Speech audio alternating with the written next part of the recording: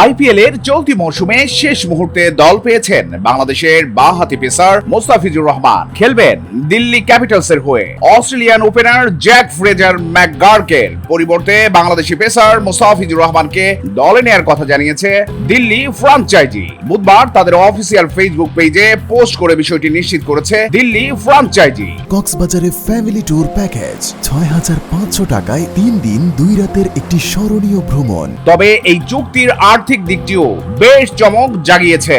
এক মৌসুমের জন্য মোস্তাফিজের পারিশ্রমিক নির্ধারণ করা হয়েছে ৬ কোটি রুপি, যা আইপিএল এর ইতিহাসে এটাই বাংলাদেশের কোনো ক্রিকেটারের জন্য সর্বোচ্চ পারিশ্রমিক। তবে প্রশ্ন উঠেছে, মাত্র ৩টি লিগ ম্যাচ বাকি থাকতে আইপিএল এর ডাক পাওয়া মোস্তাফিজ কি পুরো ৬ কোটি রুপি পাবেন?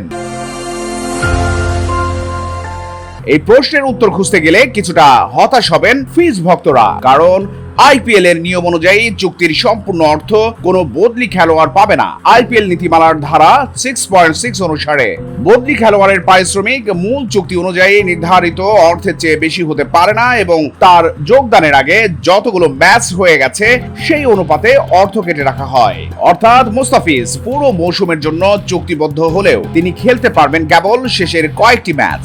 তাই তার আয় নির্ধারিত হবে ম্যাচ অনুপাতে। কিন্তু শেষ পর্যন্ত মোস্তাফিজ আদৌ আইপিএল খেলতে পারবেন কিনা সেটাও এখনো নিশ্চিত নয়। বর্তমানে তিনি সংযুক্ত আরব আমিরাতে রয়েছেন। সেখানে স্বাগতিক আমিরাতের বিপক্ষে ১৭ ও ১৯ মে শারজাতে ২ ম্যাচের টি-20 সিরিজ খেলবে বাংলাদেশ দল। এই সিরিজ চলাকালেই দিল্লি খেলবে তাদের পরবর্তী ৩টি ম্যাচ। ১৮ মে গুজরাট টাইটান্স, ২১ মে মুম্বাই ইন্ডিয়ান্স ও ২৪ মে পাঞ্জাব কিংসের বিপক্ষে। প্লে অফে ওঠার সম্ভাবনাও আছে দলটির। তাই মোস্তাফিজকে এখনই দলে পেতে আগ্রহী তারা।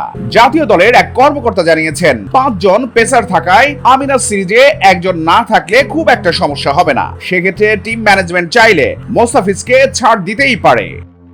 চট্টগ্রাম প্রতিদিন, স্পোর্টস ডেস্ক।